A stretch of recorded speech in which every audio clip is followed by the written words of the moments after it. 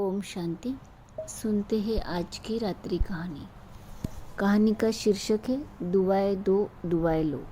एक गांव था। वह ऐसी जगह बसा था जहां आने जाने के लिए एकमात्र साधन नाव थी, क्योंकि बीच में नदी पड़ती थी और कोई रास्ता भी नहीं था। एक बार उस गांव में महामारी फैल गई और बहुत सी मौतें हो गई। लगभग सभी लोग वहां से जा चुके थे। अब कुछ ही गिने चुने लोग बचे थे और वो नाविक गांव में बोलकर आ गया था कि मैं इसके बाद नहीं आऊँगा, जिसको चलना है वो आ जाए। सबसे पहले एक भिखारी आ गया और बोला, मेरे पास देने के लिए कुछ भी नहीं है, मुझे अपने साथ ले चलो, ईश्वर आपका भला करेगा। नाविक सज्जन पुरुष था। उसने कहा कि यही रुको, यदि जगह बचेगी तो मैं तुम्हें ले जाऊँगा। धीरे धीरे करके पूरी नाव भर गई। सिर्फ एक ही जगह बची थी। नाविक भिखारी को बोलने ही वाला था कि एक आवाज़ आई, रुको मैं भी आ रहा हूँ। यह आवाज़ जमींदार की थी। उसका धन दौलत से लोभ और मोह देखकर उसका परिवार भी उसे छोड़कर जा चुका था। अब सवाल यह था कि किसे लिया जाए। जमींदार ने नाविक से कहा, मेरे पास सोना चांदी है, मैं तुम्हें दे दूंगा। और भिखारी ने हाथ जोड़कर कहा कि भगवान के लिए मुझे ले लो। नाविक समझ नहीं पा रहा था कि क्या करूं, तो उसने फैसला नाव में बैठे सभी लोगों पर छोड़ दिया और वो सब आपस में चर्चा करने लगे। इधर जमींदार सबको अपने धन का प्रलोभन देता रहा और उसने उस भिखारी को बोला कि ये तू सब कुछ ले ले, मैं तेरे हाथ पैर जोड़ता हूँ, मुझे जाने दे। तो भिखारी ने कहा, मुझे भी अपनी जान बहुत प्यारी है, अगर मेरी ज़िंदगी ही नहीं रहेगी तो मैं इस धन दौलत का क्या करूँगा।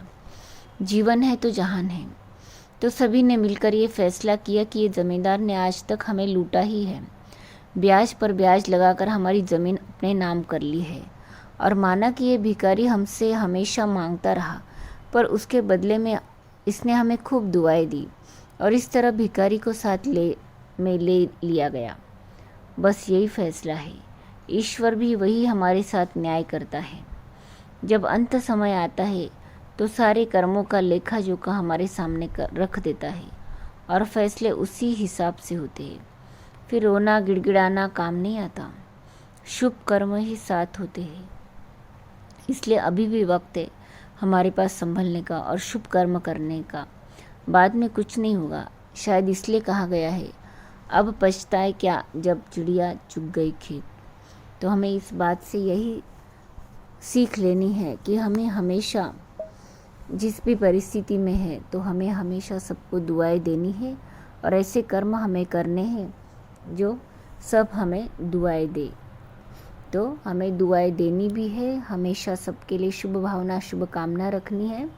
कोई भी मिले उनको मुख से मन से शुभ भावना देते रहना है, और जैसे हम देते रहेंगे तो रिटर्न में हमें भी ढेर सारी दुआएं 100 गुना होकर के हमारे पास वापस आएगी और हमारा पुण्य का खाता बढ़ेगा और हमारी समस्याएं कम होने लग जाएगी और हमारी जीवन आसान हो जाएगी। इसलिए कहा जाता है, दुआएं दो दुआएं लो। ये बहुत ही सहज विधि है सुखी जीवन जीने की।